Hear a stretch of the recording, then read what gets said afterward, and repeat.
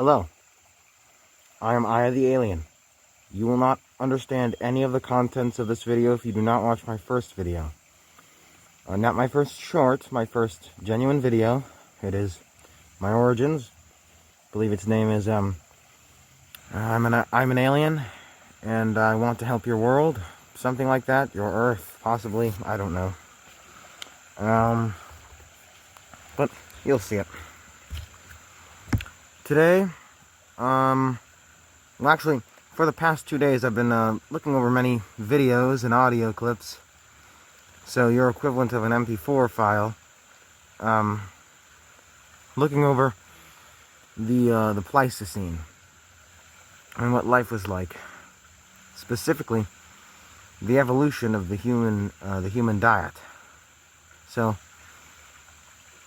first thing, before I get into this story, I'd like to say, human is not technically a scientific word according to you guys, but when most people use it, they mean all of humans, as in from not just Australopithecine, but I think it's Homo habilis to Homo sapien.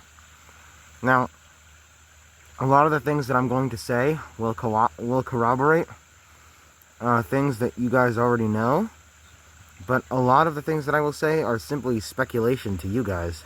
Of course, I have evidence, I know, because I've looked over the recordings by the mothership and the tube ships that have been collecting data for the past over 2 million years. And we're gonna get right into it. So, of course, you saw the title, "The Evolution of Man and His Diet," or the story of man and his diet. That sounds better. Now, it starts off with the Australopithecines, and I want to say this first: no human-like being, has ever been able to consume vegetables. That is just a fact. The humans who were Australopithecines did consume mostly fruits. See, the different strategies between fruits and vegetables are fruits want to be eaten, so that you poop them out the seeds, which are indigestible, and they are capable of... God damn it. Like a mosquito. There are mosquito-like beings in my universe, but we killed them all a long time ago, before I was even born. Alright. So, basically, the vegetables, the fruits, seeds pass through you, then they're covered in a pile of shit, your shit, and that's fertilizer. Helps them grow. Now,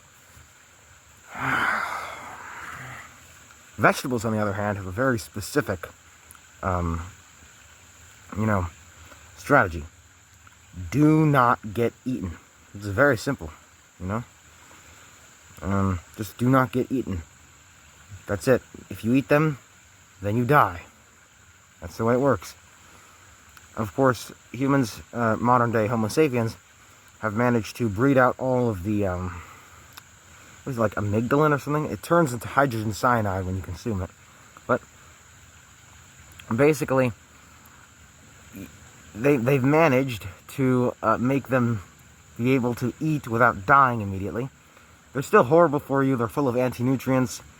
No real nutrients that you need, except for very small amounts, which, of course, then you can't digest because of the anti-nutrients. You could eat 2 handfuls of raw spinach, and then the anti-calcium nutrients, the anti-nutrients for calcium, due to those, you could drink like 3 liters of milk and not get any calcium. So just do not consume that, right? There are many horrible things with such. So, we're going to start off again from the Australopithecines. They were eating many fruits, and sometimes they would go down to scavenge dead corpses. Because they were mostly arboreal, they lived in trees. So sometimes they would go down and scavenge. But rarely. And many of the times they would die. Many times they would die. So, they kept to the trees. But they eventually developed tactics, which were to be in large groups with rocks that they would throw at animals, and they could scare away predators from corpses and get more meat. The more meat they consume, the larger their brains got. That you guys know with evidence. You have that evidence for that. Modern day humans, as in Homo sapiens right now, know that. You guys know that. You can search that up. It's not like if I were not an alien, it wouldn't be a conspiracy theory, right? It's literally out there. It's known. So next, right? Since their brains got bigger, they became the Homo habilis, the first Homo genus, the first technical human. Again, human is not a scientific word, but there you go. And they would consume much more meat because they developed a tactic of hitting a rock on another rock a little bit, you know, just a few times, most likely just once to break the rock in half. Then they would have a sharper rock. And what they would do with this, you know, is they would hit the bones of a corpse to break it open and consume the bone marrow. You see, when you consume bone marrow, it's very, very nutritious, but it's also high in something called omega-3s, these fats which are very necessary for the development of the brain. And their brains started to get bigger, but specifically I'd like to point out that they got more bone marrow than you'd realize, because there's only really one thing on the African, in the African savannah, that is capable of actually breaking into bones and consuming the bone marrow, and that is the hyena. Those would pose big threats to these guys, but most of the time hyenas weren't consuming corpses because there are so many other predators, right? So they were capable of breaking open the bone marrow much of the time, you know, breaking up the bones of the bone marrow much of the time, and their brains got bigger. Next was Homo rudolfensis. Homo rudolfensis, most of the time they keep this out of documentaries because if you look at them, you'll understand the uncanny effect. Homo rudolfensis was not yet they were not yet hunters. They were just much smarter Homo habilis. They could gang up on attackers and throw many rocks at them and sticks, but mostly rocks. But they were still prey to most things, and the nights were dangerous. They were still partially arboreal. Homo ergaster was next. Homo ergaster was the first hunter. Have you ever been told that humans are supposed to hunt by running down an animal to exhaustion? Don't do that, you'll die. Homo ergaster was the actual human that was meant to do that. You're a Homo sapien, do not do that. Homo ergaster could run down prey to exhaustion. If you try to run down a wildebeest, you will die, but it doesn't matter. They would run down these wildebeests and kill them. They are the reason why you have sweat glands and little to no fur. Actually, you have just as many, I think you have just as dense hairs on your body as a chimpanzee does. They're just less thick and long, but it doesn't matter. You get it, right? And our perfect noses and such, they came from Homo ergaster. But something happened to Homo ergaster that looks very unlucky when it's actually very lucky. So, an extinction event happened that created the Sahara Desert. And this extinction event ended up doing a pretty bad thing to the humans at the time. Specifically killing off 99.9% of the ergaster population. Actually, no, it's a very different percentage, I think. Yes, the specific percentage is very much different, but for your purposes, that's pretty close enough, you know? And only the smartest and the strongest survive. See, when you look at the Sahara Desert,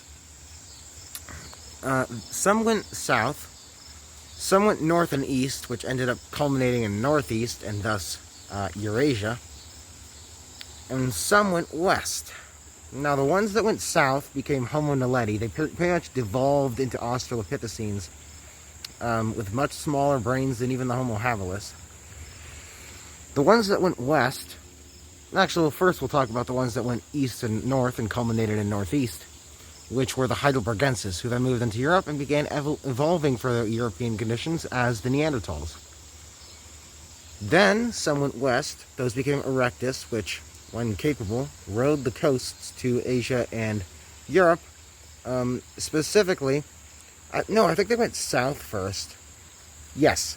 So they went from the west coast, where they learned to fish. Remember, the smartest and strongest survive in an extinction event, which created these beings.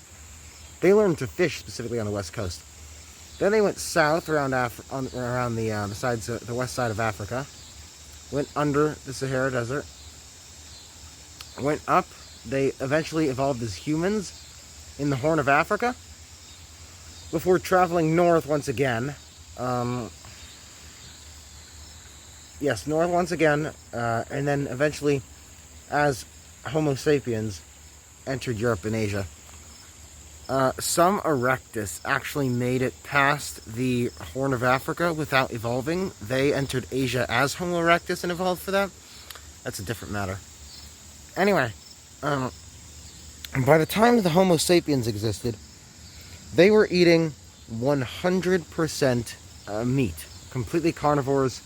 They hunted all their food. They used ambushes. They did not stress themselves out by running for no reason. Right? Extremely intelligent. Much more intelligent than the humans today. In fact, something quickly became apparent, right? As they moved into Europe and people made civilizations, now, intelligence was preserved in North America. But when they began creating civilization, also known as slavery, they specifically started farming their foods, and less food was actually consumed via hunting. This was called the Neolithic. Now remember, this is 11,700 years ago, or 10,000 years ago. That's what you guys consider it to be. I like to say 11,700 years ago. Doesn't matter. The point is, humans lived, Homo sapiens specifically, lived how they were supposed to live for most of the time that they were existent. Okay? I want to just say that quickly, so you understand. For a solid 190,000 years, people were living their natural lifestyle as Homo sapiens. Only in Mesopotamia, when some dumbass losers and idiots decided to become slaves to each other, did civilization, also known as slavery, first appear. In fact, 10,000 years ago, when civilization was introduced, when farming was first introduced in Europe, that's only when Europeans became white. Europeans were literally black before 10,000 years ago, because they got all their vitamin D from their food. They didn't need to get it from, from the sunlight. In fact, in the early 1900s, when there were still Inuit people left, now there are no Inuit people except for fake ones that go into the town every day, right? There were some actual Inuit people in the early 1900s, and you can search up pictures of them. They're usually in black and white. They're literally as black as Africans. And the reason for this being, they eat raw fish and raw fish organs and raw whatever organs and raw whatever meat that lives up there. Specifically raw fish, though. Super high in every single nutrient you need to survive. Right? Especially the eyes. If you haven't tried fish eyes, eat them. Anyway. Of course, you've been convinced by Hollywood that it's bad. It doesn't matter. Listen. People got worse and worse. In fact, 10,000 years ago is when the human brain started actually getting smaller. Not bigger. Unlike it was supposed to be. It was getting bigger and bigger. 10,000 years ago, when people began starving themselves with disgusting vegetables that they've managed to somehow put inside of their bodies without dying, that then they would eventually have smaller brains. Now, there were some more intelligent beings. Just to say that humans were the ones that survived simply because we're the most intelligent, or I guess we had a kind of different story. So you guys, as in Homo sapiens, existed simply because you guys were more intelligent than all the other ones is simply stupidity. The Denisovans were much more intelligent. They were the most intelligent. In fact, they were stronger and more intelligent. They just they didn't reproduce as fast. That's pretty much the bulk of it. But they didn't reproduce as fast. They didn't need as much food to survive, so they didn't hunt as much, and eventually they were outcompeted. The Neanderthals were smarter and stronger than humans. Homo sapiens, sorry. And they eventually just had sex with Homo sapien women and bred themselves into our gene pools. They didn't actually die out, according to popular belief. Wait a second. I'm gonna have to add that. I think I made a mistake when I was talking in the beginning. It doesn't matter. I'll just add in a little. What's it called? What are those things called? The little things that you add, the little like star, and then you make a correction. I'll have one of those. It doesn't matter. So you guys think that Neanderthals somehow died out? That's not true. They just bred their way into our gene pool, or you guys' gene pool specifically. And it was very stupid to say they died, because they were quite better than you guys in almost every single way. They're just lower in numbers.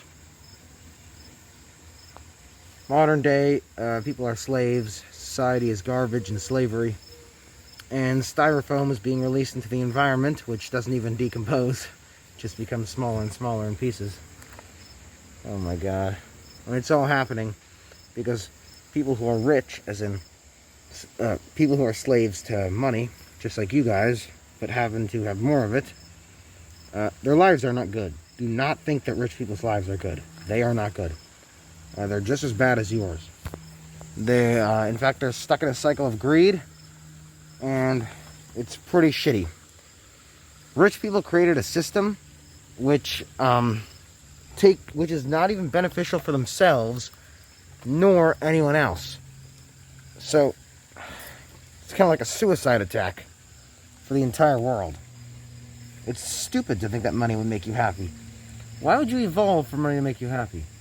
Anyway, people's diets. I think I may have covered everything. Everything that I need to cover for now. Point is, eat organs. Don't take supplements. Eat organs. Eat them raw. Drink raw blood. One of the best micronutrients is LDL cholesterol, not HDL. HDL is poison. That's not true. But LDL is the one that's best for you. Eat LDL cholesterol as much as you can. You won't be depressed if you eat as much as you can. In fact, I'm thinking I should probably start a supplement brand. High levels of LDL cholesterol supplemented into your diet. Yes. That makes the most sense. Do not listen to what the pharmaceutical companies tell you. That means don't listen to doctors, because doctors are taught by universities who are paid to teach the doctors certain things by pharmaceutical companies. And also,